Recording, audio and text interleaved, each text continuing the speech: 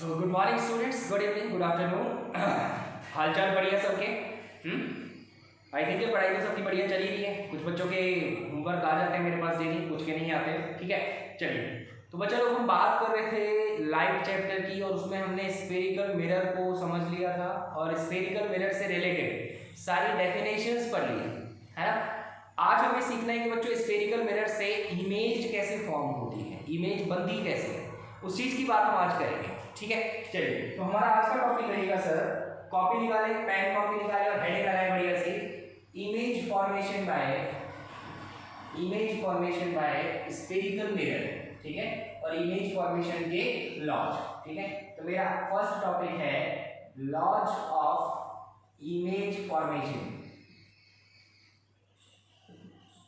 Bye spherical mirror. कोई सा भी मिरर हो मेरे पास, स्फेरिकल मिरर की बात कर रहा हूँ, कॉन्वेक्स हो चाहे कॉनकेव हो, ठीक है, उससे इमेज बनती है। तो कौन कौन से लॉज फॉलो करते हैं, उन चीजों की बात हमें करनी है। क्लियर? चलिए, मान लेते हैं सर हमारे पास दोनों मिरर्स हैं। एक तो मिरर है मेरे पास कॉन्वेक्स मिरर, ठीक है, और एक मिरर है कॉनकेव मिरर।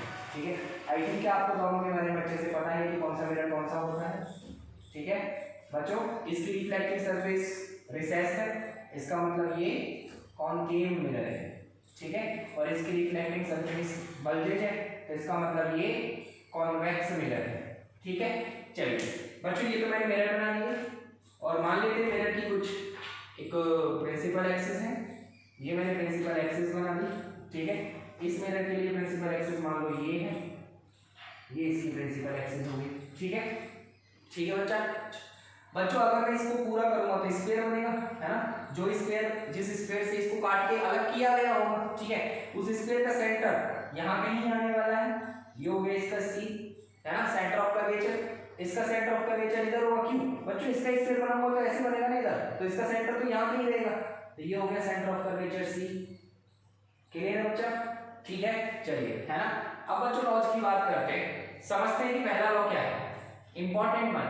फर्स्ट लॉ बोलता है कि जो रे पैरेलल आती है, मतलब प्रिंसिपल एक्सिस के पैरेलल, मान लो ये कोई रे आ रही है ऐसे, ठीक है, प्रिंसिपल एक्सिस के पैरेलल, ठीक है, पैरेलल जो रे आती है वो या तो फोकस से जाती है, या जाती हुई नजर आती है। ठीक है, मान लो इसका फोकस पॉइंट यहाँ कहीं है, ये हो गया इसका फोकस पॉइंट एफ। ठीक है, तो ये जो पैरेलल रे आई है, ये रिफ्लेक्शन के बाद या तो फोकस से जाएगी, ठीक है, या फोकस से जाती हुई नजर आएगी। नजर कैसे आएगी अभी बताएंगे सारी चीजें। ठीक है, या तो ऐसे जाएगी। कौन सा लॉ है ये फर्स्ट लॉ क्या, कि rays which are incidenting parallelly to the principal axis. इसकी बात करते तो पैरेलल रे कौन सी होती सर, ये होती है ना, और इसके लिए फोकस पॉइंट यहाँ कहीं होता है ना। अब सर इधर फोकस से जा तो नहीं सकती, रिफ्लेक्ट होकर तो इधर जाएगी, लेकिन जाती हुई कैसे नजर आएगी मुझे, कि फोकस से जा रही है। ठीक है, नजर कैसे आएगी मुझे, कि वो फोकस से जा रही है। ठीक है, तो दोनों पॉइंट्स हमने एक साथ पढ़े सर। जो भी लाइन, जो भी इंसिडेंट रे पैरेलल एक्सिस के, प्रिंसिपल एक्सिस के पैरेलल इंसिडेंट होती है, वो रिफ्लेक्शन के बाद या तो फोकस पॉइंट से जाती है या जाती हुई नजर आती है। बात समझ में आ गई क्या, है ना। तो क्या बोलेंगे सर हम, raise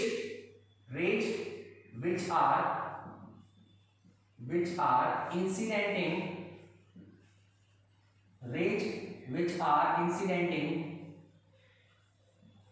parallel to principal axis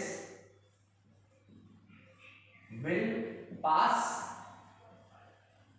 or will seem to pass through focus point।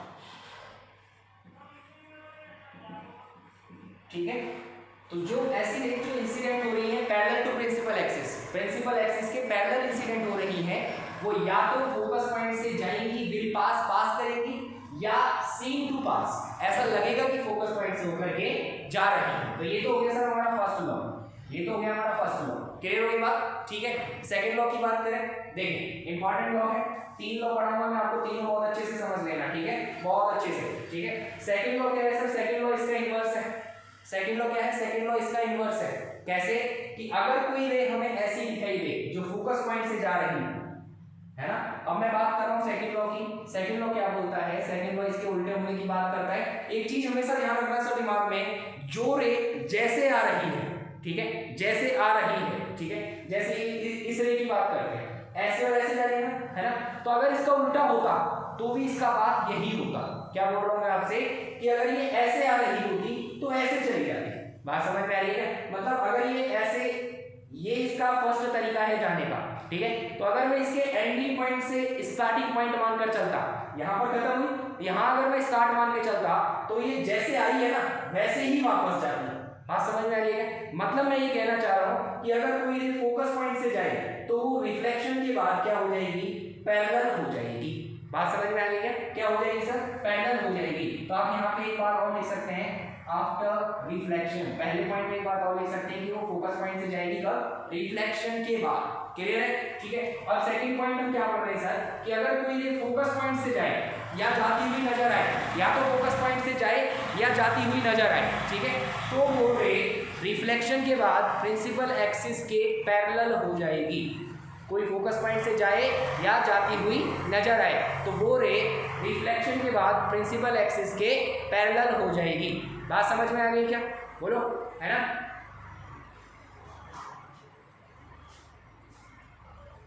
चलिए अब बात करते हैं सेकंड लॉ की। सेकंड लॉ में हम बोल रहे हैं sir, rays which are passing or seeming to pass from focus point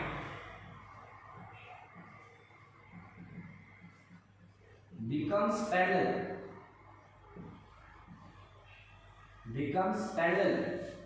to principal axis, becomes parallel to principal axis after reflection.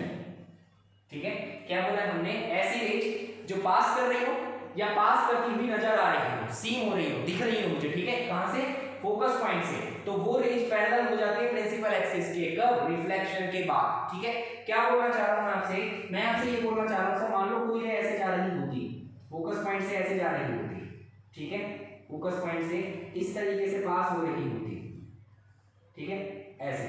अब ये रे फोकस पॉइंट से जा रही है तो ये रिफ्लेक्शन के बाद क्या हो जाती सर, रिफ्लेक्शन के बाद क्या हो जाती सर, पैरेलल हो जाती, रिफ्लेक्शन के बाद क्या हो जाती, पैरेलल हो जाती, ठीक है, ऐसे जाती, ठीक है। मतलब जो रे फोकस पॉइंट से ऊपर जा रही है वो रिफ्लेक्शन के बाद पैरेलल हो जाएगी, और अगर वो पैरेलल है तो रिफ्लेक्शन के बाद फोकस पॉइंट से जाएगी। इन दो लॉज की मैंने बात करी है, ठीक है। यहाँ पर बात करें तो मान लो बच्चों, जैसे कि मुझे कोई रे दिख रही थी ऐसे, इस फोकस पॉइंट से होकर जाती हुई, मुझे लग रहा था कि ये फोकस पॉइंट से होकर जाएगी, ऐसे आ रही थी कोई, ठीक है, मुझे लग रहा था कि ये आगे जाकर के फोकस पॉइंट से होकर के जाएगी, मुझे लग रहा था कि ये फोकस पॉइंट से होकर के जाएगी, तो ये रिफ्लेक्शन के बाद क्या हो जाएगी सर, तो ये रिफ्लेक्शन के बाद क्या हो जाएगी सर, पैरेलल हो जाएगी, parallel to the principal axis हो जाएगी। बात समझ में आ गई क्या, है ना। ये हो गया हमारा सेकंड लॉ। ये कौन सा लॉ हो गया, सेकंड लॉ। ध्यान रखना है, हर एक लॉ को अच्छे से समझना है सर। ये सेकंड लॉ, क्लियर हो गई बात, सबको समझ में आ रहा है ना, है ना, दोनों नियम समझ में आ गए सबको अच्छे से, पक्की बात है। चलिए नेक्स्ट थर्ड लॉ की बात करते हैं। आप जो बोर्ड पर लिखा है इसको नोट करें सर जल्दी से। थर्ड लॉ की बात करते हैं, आप जो बोर्ड पर लिखा हुआ है इसको नोट करें सर जल्दी से। अरे note the things on the board now. Note कर लिया, नोट कर लिया बेटा, देखिए लॉस को मिटा रहा हूं मैं, डायग्राम से मिटा रहा हूं अभी, ठीक है। चलिए तो दोनों मैंने पढ़ लिए फोकस पॉइंट से रिलेटेड, अब पढ़ते हैं थर्ड और फोर्थ लॉ। देखिए ध्यान से देखें sir, third law, rays passing from centre of curvature,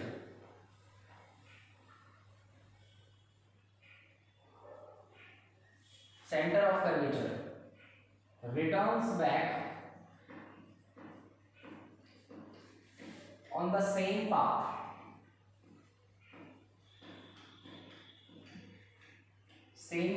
after reflection. क्या पढ़ा है सर हमने कि ऐसी रेज जो सेंटर ऑफ कर्वेचर से जा रही हो या जाती हुई नजर आए, दोनों पॉइंट ध्यान रखना, ऐसी रेज जो सेंटर ऑफ कर्वेचर से जा रही हो या जाती हुई नजर आए, वो रिफ्लेक्शन के बाद उसी पाथ पर वापस लौट जाती है, उसी पाथ पर वापस लौट जाती है। मतलब मैं आपसे कहना चाह रहा हूं ये, मैं आपसे कहना चाह रहा हूं ये, मान लो सेंटर ऑफ कर्वेचर से होकर के ये रेज आ रही थी ऐसे,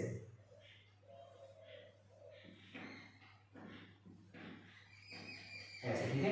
तो ये बच्चों अगर ऐसे जा रही है ना, तो ये इसी पाथ पर वापस आ जाएगी लौट के, सेम जैसे जा रही है वैसे ही वापस आ जाएगी लौट के, ठीक है। ये कौन सा लॉ है हमारा, ये है थर्ड लॉ, ठीक है। यहाँ पर बात करते हैं बच्चा, तो मान लो कि हमें ऐसा लगता है कि कोई रे आगे जाकर के सेंटर ऑफ कर्वेचर से निकलेगी, मान लो कि ऐसा लगता है कि ये रे आगे जाकर के सेंटर ऑफ कर्वेचर से निकलेगी, ये रे, ठीक है। तो ये जैसे इंसिडेंट हुई है वैसे ही वापस चली जाएगी, ठीक है।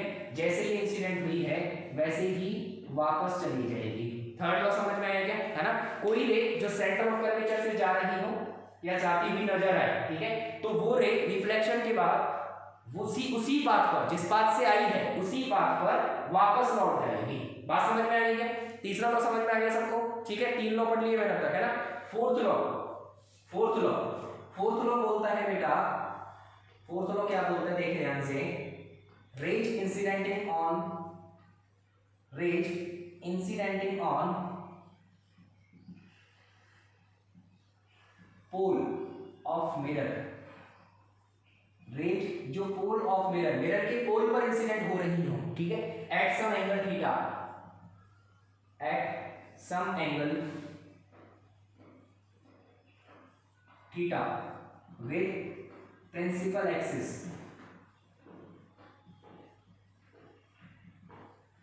reflects back at the same angle theta, reflects back at the same angle theta with principal axis।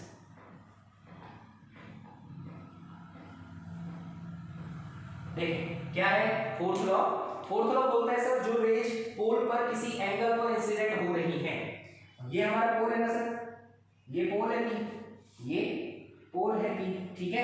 तो पोल पर अगर कोई इंसिडेंट होती है ऐसे ऐसे, ठीक है, ऐसे किस पर, किसी एंगल थीटा पर, ठीक है। तो ध्यान रखना है वो सेम एंगल पर रिफ्लेक्ट हो जाती है, सेम एंगल पर क्या हो जाती है सर, रिफ्लेक्ट हो जाती है, सेम एंगल पर।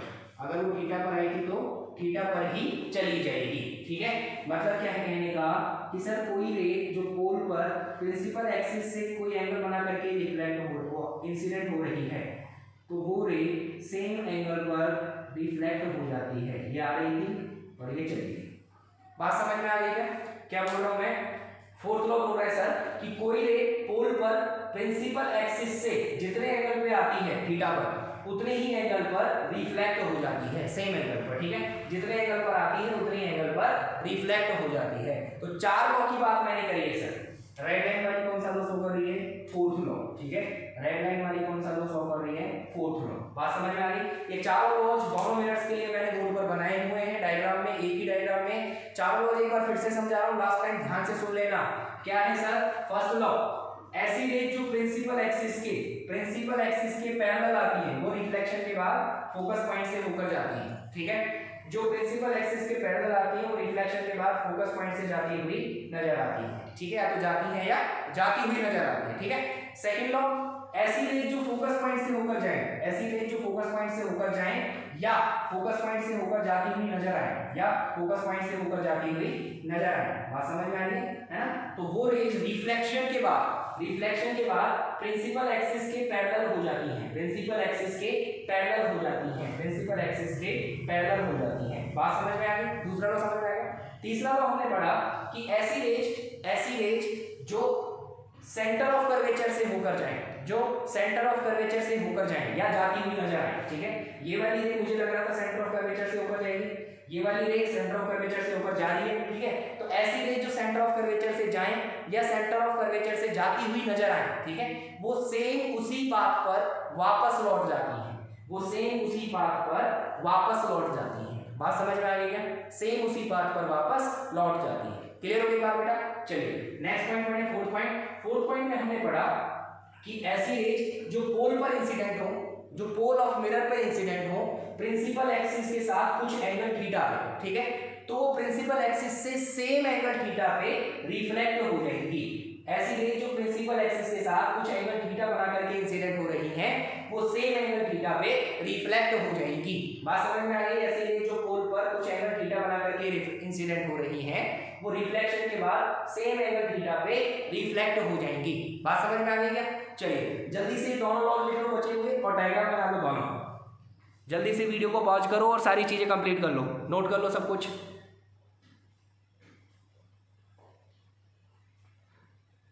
चलिए हो गया नोट, ठीक है। अब बच्चों इमेज फॉर्मेशन सीखते हैं। ये तो हमने लॉस पढ़ लिया ना, अब इमेज फॉर्म करना सीखते हैं कि इमेज कैसे बनती है, ठीक है। चलिए कुछ केसेस लेते हैं, कुछ केसेस लेंगे तो इमेज फॉर्मेशन की बात हम करते हैं, ठीक है। चलिए तो सबसे पहले आता है इमेज फॉर्म करना कॉनकेव मिरर से, है ना। कॉनकेव मिरर और कॉन्वेक्स मिरर में क्या क्या पोजीशंस बन सकती हैं ये देखो पहले, ठीक है। बच्चों थोड़ी देर रैंडमली समझो। कॉनकेव मिरर ये होता है, ये होता है, ये कॉन्वेक्स है, इसकी रिफ्लेक्टिंग सरफेस उठी हुई है ना, बल्जेज है, ठीक है। ये कॉन्वेक्स है, ठीक है। बच्चों इसके लिए बात करें तो फोकस पॉइंट देखो, ये इसकी प्रिंसिपल एक्सिस हो जाएगी, ये स्फीयर ऐसा बनेगा तो इसका सेंटर यहाँ कहीं रहेगा, ये हो गया सेंटर ऑफ कर्वेचर, यहाँ कहीं हो जाएगा इसका फोकस पॉइंट, है ना। अब देखो बच्चों, ये जो फोकस पॉइंट और सेंटर ऑफ कर्वेचर है, देखो मैं तो इधर से देख रहा हूँ ना भाई, मेरा तो इधर से है ना, ये इधर तो पॉलिश है, तो ये वाली दोनों चीजें मेरे लिए तो मिरर के अंदर है क्या, मिरर के अंदर है क्या, और मिरर के अंदर है मतलब रियलिटी में नहीं है। मिरर के अंदर की दुनिया तो वर्चुअल होती है ना, रियलिटी में नहीं है। तो यहाँ पर ऑब्जेक्ट रखने के लिए मेरे पास कोई फिक्स पॉइंट नहीं मिल रहे, तो दो ही कंडीशन बनती है, या तो मैं बहुत दूर रख दूं इन्फिनिटी पे, या तो मैं इन्फिनिटी पे रख दूं, ठीक है, या मिरर के पास रखूं, या मैं क्लोज टू मिरर रख दूं। बोलो दो ही ऑब्जेक्ट तो बन रहे हैं, या तो मिरर के सामने रख दो दिख रही हुई ऑब्जेक्ट, ठीक है, या फिर ऑब्जेक्ट बहुत दूर होगा मतलब इन्फिनिटी पे होगा। तो कॉन्वेक्स के लिए तो दो ही कंडीशन है, एक तो ऑन इन्फिनिटी और दूसरी क्लोज टू मिरर। इसके लिए तो दो ही कंडीशन है जो हमें पढ़नी है। बात समझ में आ गई है?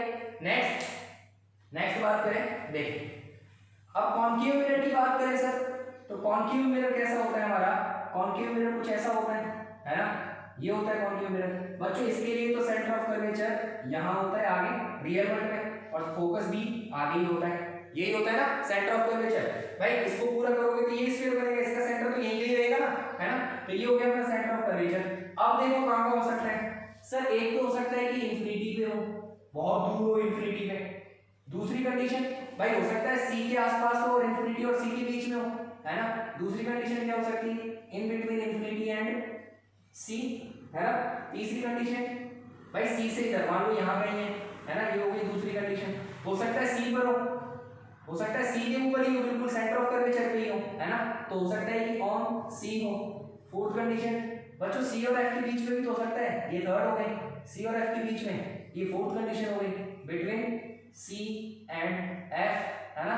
फिफ्थ कंडीशन बच्चों हो सकता है फोकस पे हो सकता है फोकस पॉइंट पे हो, है ना, तो ऑन एफ। सिक्स्थ कंडीशन बच्चों हो सकता है एफ और ये पॉइंट कौन सा होता है पी, एफ और पी के बीच में हो, है ना।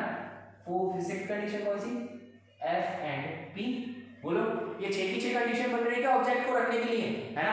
भाई सी और एफ यहाँ पे रियल वर्ल्ड में आ गए ना, तो मुझे पता है कि कहाँ पे एफ है कहाँ पे सी है, ये रियल है ना। मिरर के अंदर नहीं है, मिरर के बाहर है, सी और एफ दोनों रियल है। बात समझ में आ गई क्या, है ना। अब बच्चे सी और एफ रियल है तो ये 2 पॉइंट्स मुझे एक्स्ट्रा मिल गए पोजीशन ऑफ ऑब्जेक्ट के लिए, कि ऑब्जेक्ट कहाँ पर है। बात समझ में आ गई। अब ऑब्जेक्ट बहुत दूर हो तो इन्फिनिटी पे हो सकता है, भाई सी और इन्फिनिटी के बीच में, सी के आसपास कहीं हो तो सी और इन्फिनिटी के बीच में हो जाएगा, सी पर है तो सी पर हो जाएगा, सी और एफ के बीच में, है ना, एफ पर हो जाएगा, और एफ और पी के बीच में हो जाएगा। तो इसके लिए बनती है ये 6 कंडीशंस। बात समझ में आ गई है ना। और कॉन्वेक्स के लिए बनती है ओनली 2 कंडीशंस। क्लियर हो गई क्या। चलिए अब बनाते हैं डायग्राम, कैसे बनती है इमेज, कैसे बनता है इमेज फॉर्मेशन, कैसे होता है। चलिए तो नेक्स्ट टॉपिक है हमारा image formation bye concave mirror.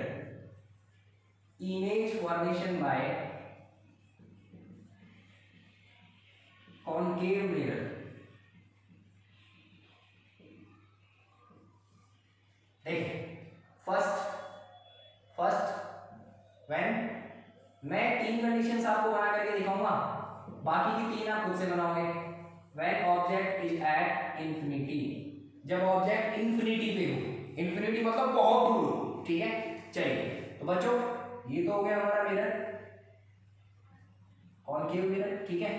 ये हमने बना दी इसकी प्रिंसिपल एक्सिस, ये हो गया फोकस पॉइंट एफ और ये हो गया सी, ठीक है बच्चा। ऑब्जेक्ट रखा हुआ है इंफिनिटी पर, यहां पर इंफिनिटी पर, ठीक है बच्चों। इंफिनिटी मतलब बहुत दूर है, बहुत दूर है ना। तो इंफिनिटी से मान लो आप 2 रेज चलाते हो, मान लो ये 2 पैरेलल रेज है, 2 पैरेलल रेज है, ठीक है। आप ये बताओ पैरेलल रेज एक दूसरे को कहां पे काटती है? पैरेलल रेज एक दूसरे को कब काटती है? बोलो। आप बोलोगे सर काटती नहीं है, आप बोलोगे काटती नहीं है ना। आप तो चलते जाओ चलते जाओ चलते जाओ, ये पैरेलल ही चलती रहेंगी, काटेंगी नहीं, है ना। तो क्या मैं ये बोल सकता हूँ कि ये एक दूसरे को इंफिनिटी पे जाके काटेंगे? भाई सोचो, अगर ऐसे 2 होती, बहुत ज्यादा कम उड़ी हुई होती, तो ये मुझे दिख रहा है कि आगे जाकर के हो सकता है 2 किलोमीटर, 10 किलोमीटर, 20, 100 किलोमीटर, 200 किलोमीटर में काट ले, ठीक है। लेकिन पैरेलल रेज का मतलब कभी नहीं काटेंगे, मतलब आप चलते जाओ, आप चलते जाओ, ये काटेंगे नहीं कभी, है ना। इसका मतलब ये इंफिनिटी पे काटेंगे, इंफिनिटी मतलब अनंत पे जाके, अनंत होता नहीं है और ये काटेंगे नहीं। बात समझ में आ रही है क्या, है ना। तो इंफिनिटी अनंत पे जाकर के रेज काटेंगे, ठीक है। अच्छा बच्चों, इमेज बनाने का स्टेप मैंने आपको प्लेन मिरर में सिखाया था, है ना, कि आप इमेज बना रहे हो किसी भी पॉइंट की, तो उस पॉइंट से 2 रेज चलाओ, 2 रेज चलाओ कोई भी, ठीक है, जिस रेज को आप रिफ्लेक्शन शो कर सको, ठीक है। और 2 रेज का रिफ्लेक्शन शो करो, वो दोनों रेज जहां पे जाके काटेंगी, वो दोनों रेज जहां पे जाके काटेंगे वो होगा आपका इमेज। बताया था ना मैंने आपको, है ना। अब बच्चों ऑब्जेक्ट रखा हुआ है इंफिनिटी में, ऑब्जेक्ट से मुझे 2 रेज चलानी है, ऑब्जेक्ट से मुझे 2 रेज चलानी है, ठीक है बच्चों। इंफिनिटी ये 2 रेज ऐसे घूम के, दोनों रेज कहां से आ रही होगी?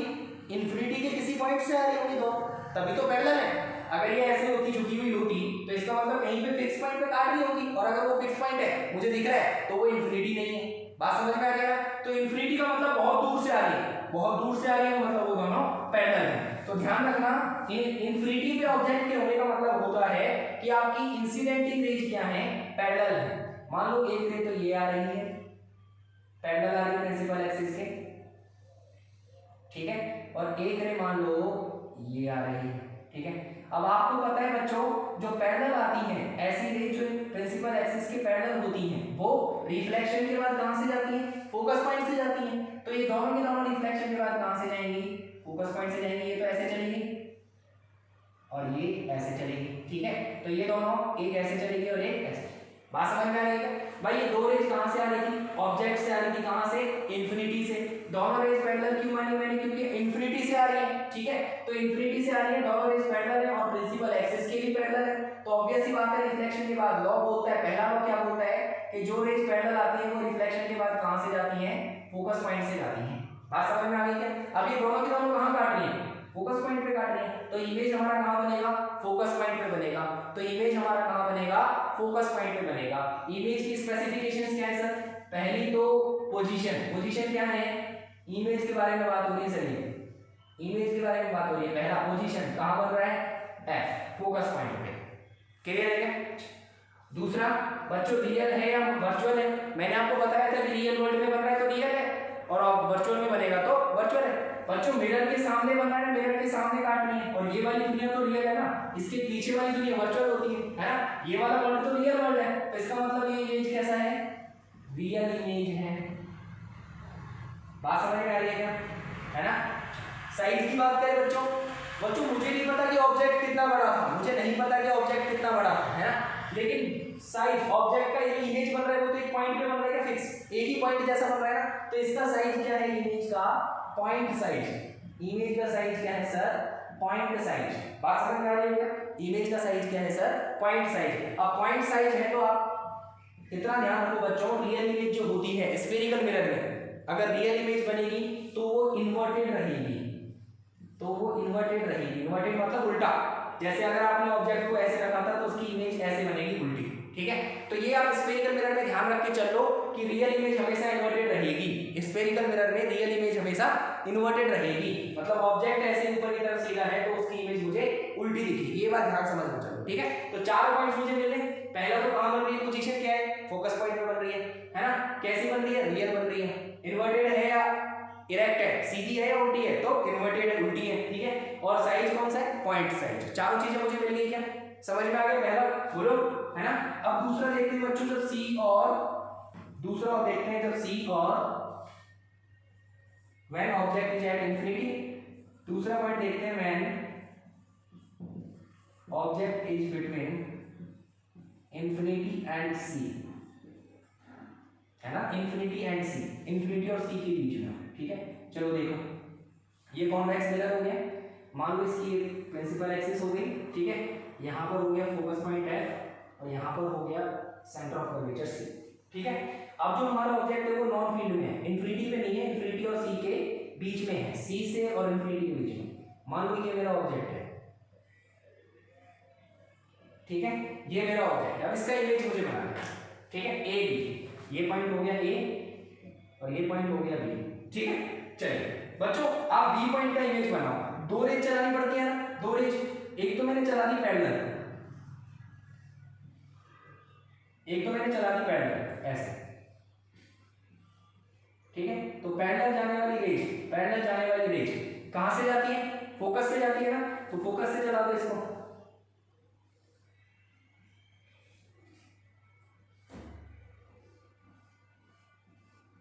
ये ठीक है, ऐसे जा रही थी और रिफ्लेक्शन के बाद ऐसे चलेगी, है ना। मैंने आपको बोला किसी भी पॉइंट की इमेज बनाने के लिए दो रेज चलानी पड़ती है मिनिमम, ठीक है। एक तो चला दी मैंने, एक कैसे चलाई, प्रिंसिपल एक्सिस के पैरेलल, तो ये तो सेट कर लो दिमाग में कि एक तो चलेगी ऐसे, ठीक है, ये तो सेट कर लो कि एक इमेज, एक रे तो ऐसे चलेगी ही चलेगी डेफिनेटली, क्लियर, पक्का चलेगी 110%, क्लियर। दूसरी रे, दूसरी रे, दूसरी रे भाई अगर फोकस की जगह तो फोकस से चला दूं क्या, दूसरी रे मान लो मैं फोकस पॉइंट से चला देता हूं,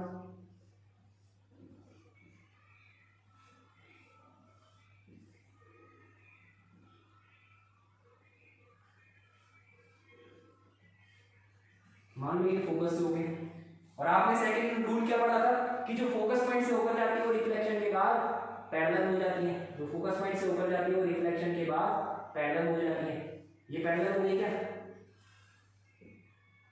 बोलो, है ना। तो फोकस पॉइंट से होकर जा रही थी तो रिफ्लेक्शन के बाद क्या हो जाएगी सर, पैरेलल हो जाएगी, रिफ्लेक्शन के बाद पैरेलल हो जाएगी ऐसे, ठीक है। देखो समझ में आ गई सारी बात भाई, पहली रे तो मैंने parallel to the principal axis चलाई, रिफ्लेक्शन के बाद फोकस से गई, और दूसरी रे मैंने फोकस से होकर चलाई तो वो रिफ्लेक्शन के बाद पैरेलल हो गई, है ना। अब ये दोनों जहां काटेंगी, ये दोनों जहां काटेंगी वहां पे बनेगा आपका इमेज, मान लो ये बन गया, ठीक है, तो ये पॉइंट आ गया बी का इमेज बी डैश, ठीक है। अच्छा इसको मैंने सीधा बना दिया, ए के लिए इमेज बनाने की जरूरत नहीं है, ए से रे चलाने की जरूरत नहीं है, ए पॉइंट प्रिंसिपल एक्सिस पे ही आएगा ए डैश, ठीक है। अब देख लो आप सारी चीजें बच्चों, इमेज के बारे में बात करें तो इमेज की स्पेसिफिकेशंस क्या क्या हैं। पहली बात तो पोजीशन बताओ, पोजीशन किस किस के बीच में है सर, सी और एफ के बीच में, इमेज कहां बन रही है, बिटवीन सी एंड एफ, ठीक है। सेकंड पॉइंट क्या बताना है, रियल है या वर्चुअल है, तो बच्चों रियल वर्ल्ड में बन रही है या मिरर के अंदर बन रही है, रियल वर्ल्ड में बन रही है, तो इमेज कैसा है, रियल इमेज है, ठीक है। थर्ड पॉइंट साइज की बात करें बच्चों, देखो ये तो बड़ा साइज है ना और इससे छोटा बन रहा है इमेज, ये तो बड़ा दिख रहा है ऑब्जेक्ट लेकिन इमेज इससे छोटा है ना, तो क्या बनाएंगे, स्मॉलर देन ऑब्जेक्ट, साइज क्या है, स्मॉलर इन साइज, ऐसे लिखो, है ना, देन ऑब्जेक्ट, ऑब्जेक्ट से छोटा, साइज में ऑब्जेक्ट से छोटा, ठीक है। तो साइज ऑब्जेक्ट से छोटा है ना। फोर्थ इन्वर्टेड है या सीधी है, बच्चों ऑब्जेक्ट को ऐसे रखा है सीधा लेकिन इमेज उल्टी बन रही है, इसका मतलब इमेज कैसी है, इन्वर्टेड है, इसका मतलब इमेज कैसी है, इन्वर्टेड है। बात समझ में आ गई क्या, बोलो, बात समझ में आ गई क्या, बोलो सर, जल्दी से बोलो, समझ में आ गई बात, पक्की बात है क्या, है ना। चलिए जल्दी से दोनों रे डायग्राम नोट कर लें, ए डायग्राम जो बना रहे हैं बच्चों इनको बोलते हैं हम रे डायग्राम, क्या बोलते हैं, रे डायग्राम, क्लियर। चलिए जल्दी से नोट कर लें वीडियो को पॉज करके,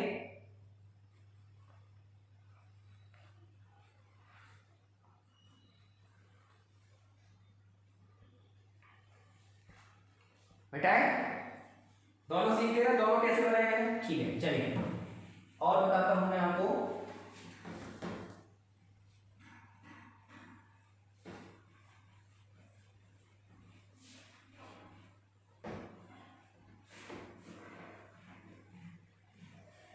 चलिए अब सी और एफ वाली तो आप बना लेना खुद से, सी और एफ वाली आप बना लेना खुद से। मैं आपको एक और बता रहा हूं, when object is in between focus point and पोल।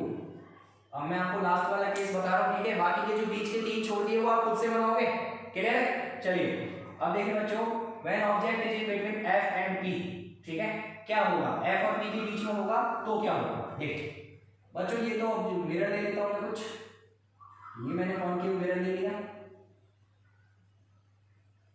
ठीक है, ये हो गई इसकी प्रिंसिपल एक्सिस,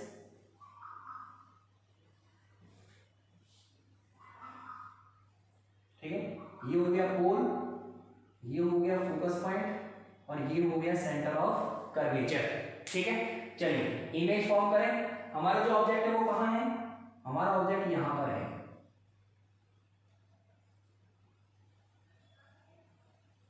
ठीक है, ये हमारा ऑब्जेक्ट है ए बी, ए और बी, ठीक है।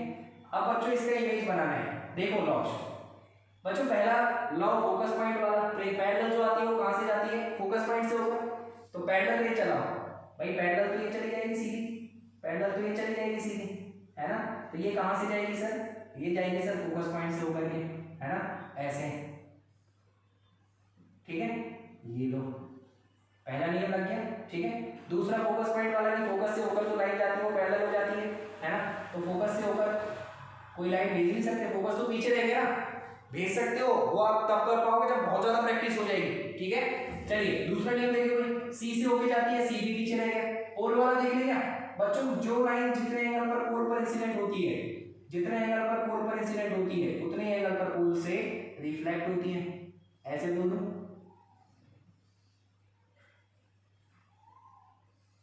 है ना। अब बच्चों एक बात बताओ, ये वाली रे तो ऐसे जा रही है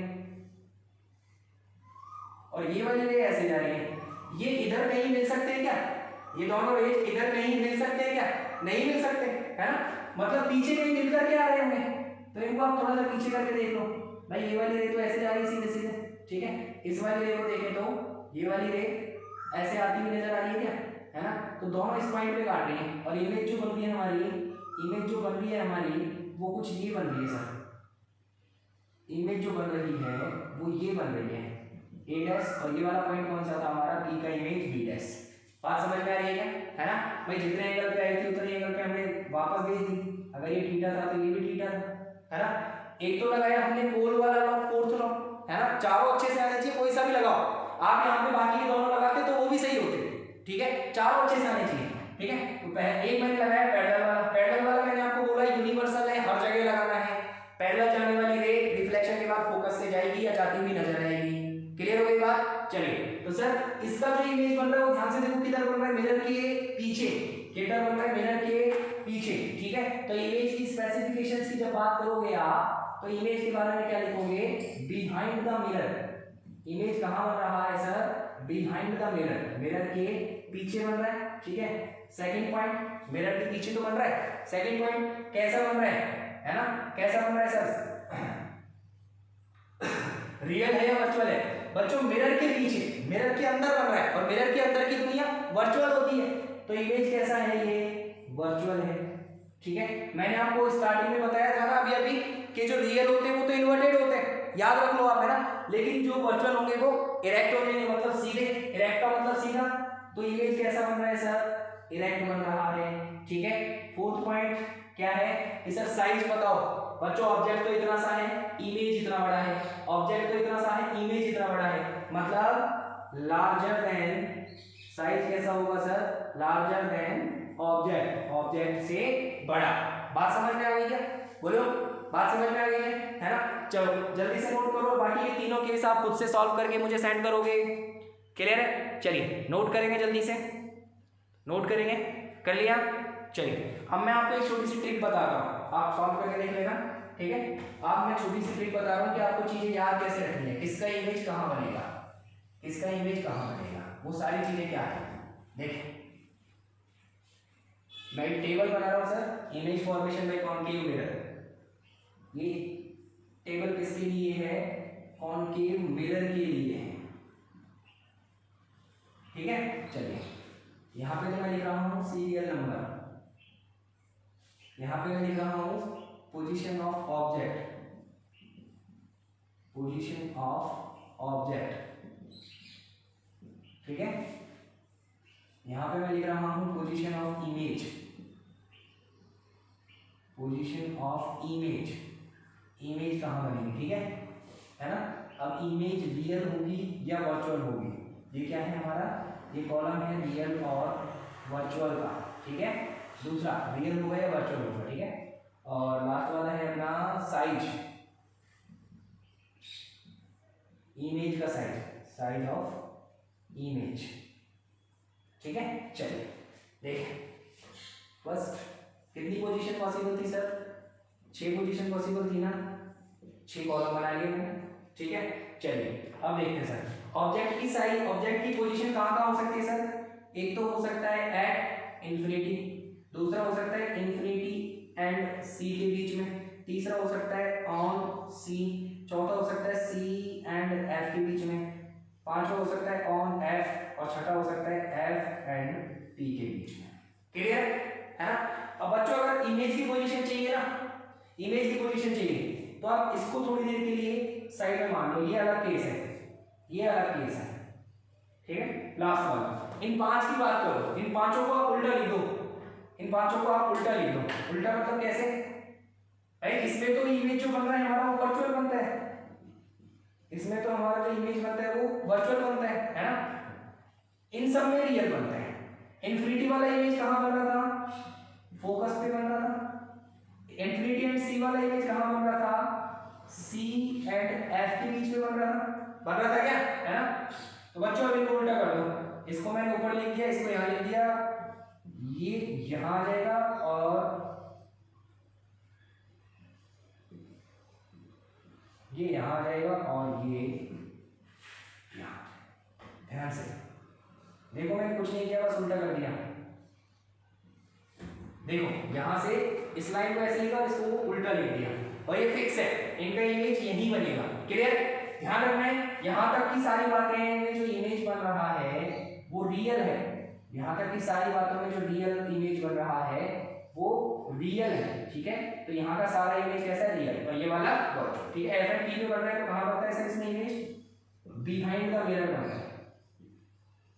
इमेज की पोजीशन क्या होती है, बिहाइंड द मिरर, ठीक है। साइज की बात करें तो बच्चों आप ये देख लो कि ऑब्जेक्ट दूर है या इमेज दूर है, जो दूर होगा उसका साइज ज्यादा होगा, बस इतना ध्यान रख लो, सिंपल सी बात, ठीक है। यहाँ पे ऑब्जेक्ट इंफिनिटी पे है तो ऑब्जेक्ट बहुत ज्यादा दूर है तो ऑब्जेक्ट का साइज ज्यादा, मतलब इमेज का साइज बहुत कम, मतलब पॉइंट साइज का।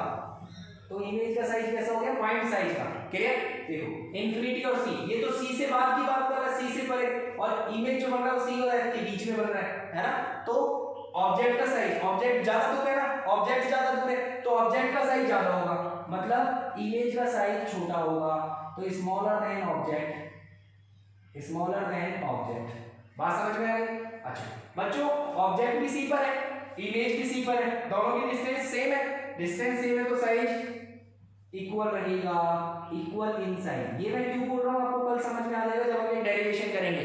ये जो साइज है ये डिस्टेंस पे क्यों डिपेंड कर रहा है आपको कल समझ में आ जाएगा, ठीक है। साइज डिस्टेंस पे क्यों डिपेंड कर रहा है, जो ज्यादा दूर है ना वो उतना ही बड़ा होगा एक्चुअली में, ठीक है। अब देखो आगे बच्चों, ये तो सी और एफ के बीच में आ गया भाई। देखो ये कॉन्वेक्स मिरर है, यहाँ पे एफ होता है, यहाँ पे सी होता है, यहाँ पे नहीं इन्फिनिटी, तो इन्फिनिटी पे था तो बहुत दूर था तो पॉइंट साइज, इमेज में यहाँ बन रहा था, फोकस में नजदीक बन रहा था तो उसका साइज बहुत छोटा हो गया। बच्चों सी और इन्फिनिटी के बीच में, सी और इन्फिनिटी के बीच में यहाँ पे ऑब्जेक्ट था, ऑब्जेक्ट है ना, और इमेज बन रहा था यहाँ पे इमेज, तो इमेज का डिस्टेंस कम है और ऑब्जेक्ट का डिस्टेंस ज्यादा है, तो जिसका डिस्टेंस ज्यादा है उसका साइज ज्यादा, इमेज का कम है तो इमेज का साइज कम, मतलब स्मॉलर देन ऑब्जेक्ट, ऑब्जेक्ट से छोटा बनेगा, ठीक है। और सी पर है तो सी पर ही इमेज बन गया, ये भी सी पर है, इमेज भी सी पर है, ठीक है। तो दोनों का डिस्टेंस सेम है तो साइज इक्वल है, ठीक है।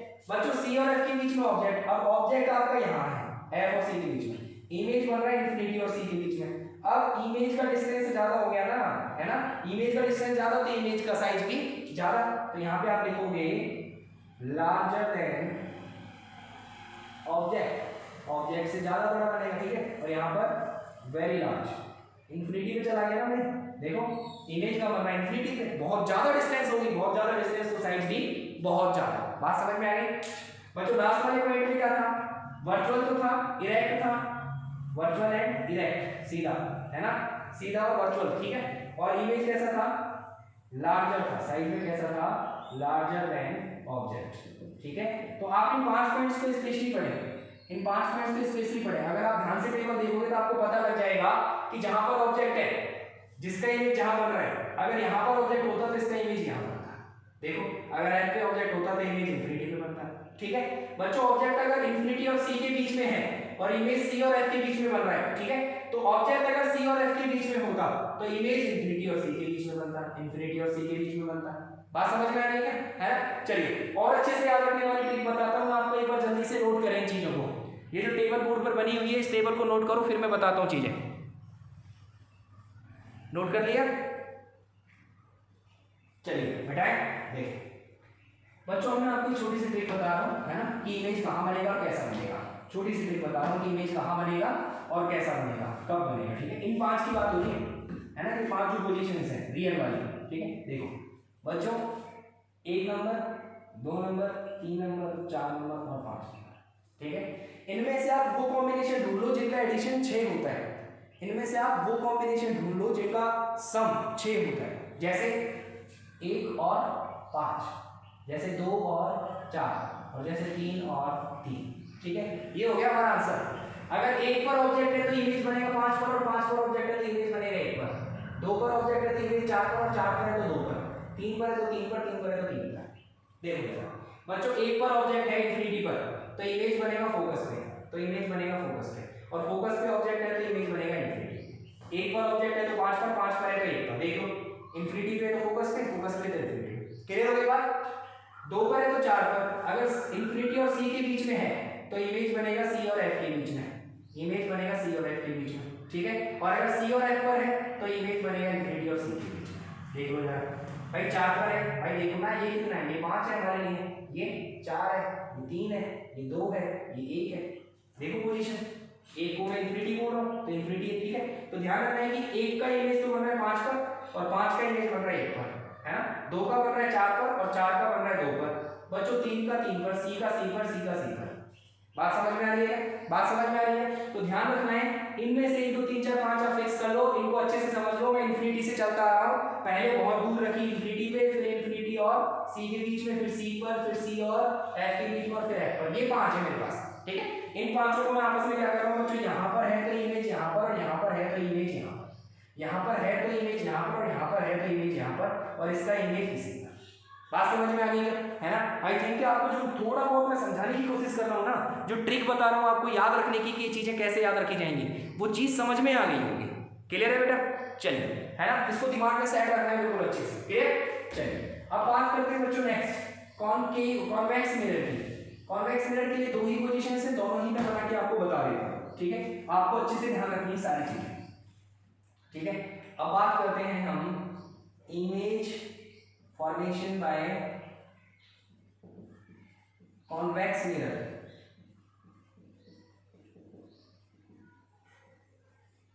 ठीक है, कॉन्वेक्स मिरर देखें, फर्स्ट पॉइंट क्या होता है सर, एट इंफिनिटी। मैंने बताया था 2 ही पोजीशंस पॉसिबल है, एक तो हमारा मिरर इंफिनिटी पे हो, ठीक है, ये हो गया हमारा मिरर ऐसे, ठीक है। मान लो इसकी प्रिंसिपल एक्सिस ऐसे है, ये हो गया सेंटर ऑफ कर्वेचर सी, ये हो गया फोकस पॉइंट एफ। भाई कॉन्वेक्स मिरर है तो उधर बनेगा इसका सी और एफ, ठीक है। चलिए बच्चों, इंफिनिटी पे मतलब इंसिडेंट रेज कैसी होगी, पैरेलल अनंत पे, मतलब वो कहां से आ रही है, अनंत से आ रही है, ठीक है। तो एक रे तो मान लो ये आ गई पैरेलल, और एक रे मान लो ये आ गई पैरेलल, ठीक है।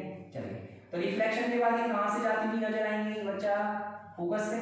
तो एक रे तो चली गई ये, एक रे तो चली गई ऐसे, ठीक है।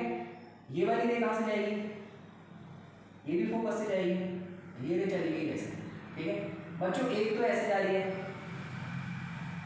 और एक ऐसे जा रही है, ये आगे जाकर के कहीं मिल सकती है क्या, आगे जाकर के कहीं मिल सकती है क्या, नहीं मिल सकती है।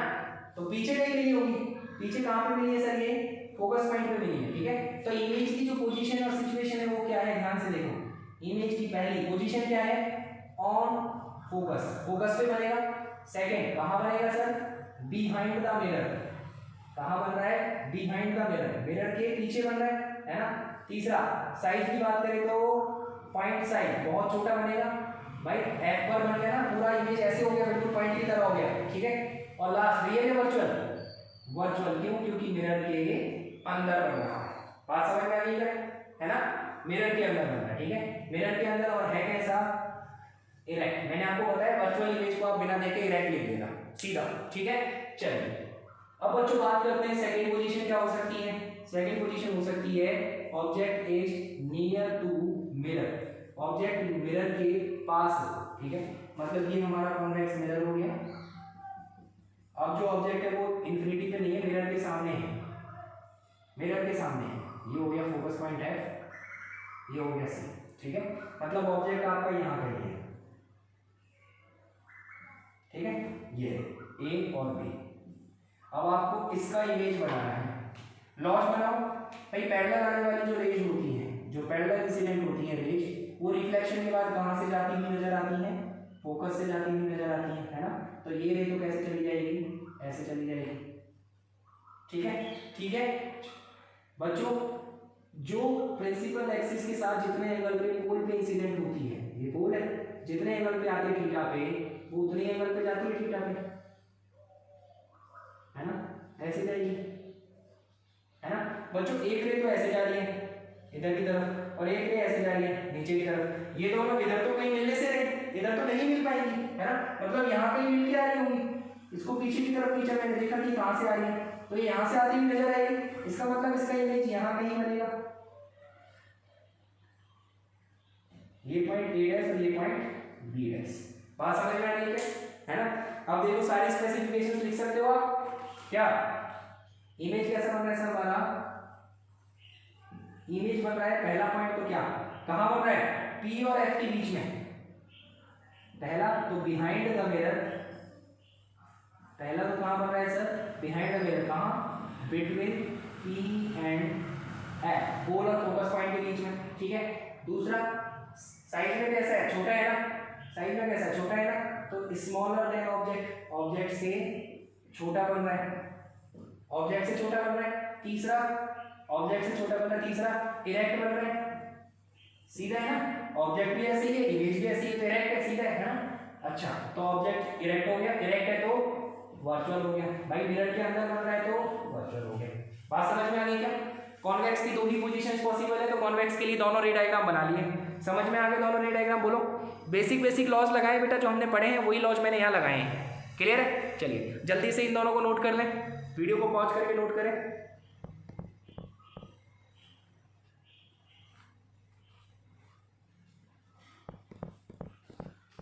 नोट कर लिया, चलिए, है ना। तो बच्चों लोग हमने आज सीख लिया कि कॉन्वेक्स मिरर और कॉन्केव मिरर से इमेज कैसे फॉर्म करते हैं, ठीक है। आने वाले वीडियो लेक्चर में हम देखेंगे इनकी कुछ इंपॉर्टेंट डेरिवेशंस, जैसे मिरर फॉर्मूला होता है, है ना, R=F=2 एक डेरिवेशन होता है, ठीक है। प्लेन मिरर का भी एक डेरिवेशन है। तो आने वाले वीडियो लेक्चर में हम डेरिवेशंस सीखेंगे, ठीक है। तो अभी तक की सारी चीजें बिल्कुल ध्यान से क्लियर कर लेना, क्योंकि आने वाले डेरिवेशन बहुत बढ़िया, ठीक है। एक चीज और पढ़ लेना आप, 10th क्लास में आपने ट्राइंगल्स और 9th क्लास में आपने ट्राइंगल्स वगैरह कुछ पढ़े हैं, ठीक है। तो ट्राइंगल्स की कुछ प्रॉपर्टीज होती हैं, वो पढ़ लेना। आइसोसेलेस ट्राइंगल्स क्या होते हैं, ठीक है, वो पढ़ लेना, ठीक है, समझ गए ना। ठीक है चलिए, तो बाकी की बात अपन अगले वीडियो लेक्चर में करते हैं, तब तक के लिए thank you very much. Homework मुझे सेंड कर दीजिएगा, ओके। चलिए थैंक यू स्टूडेंट्स।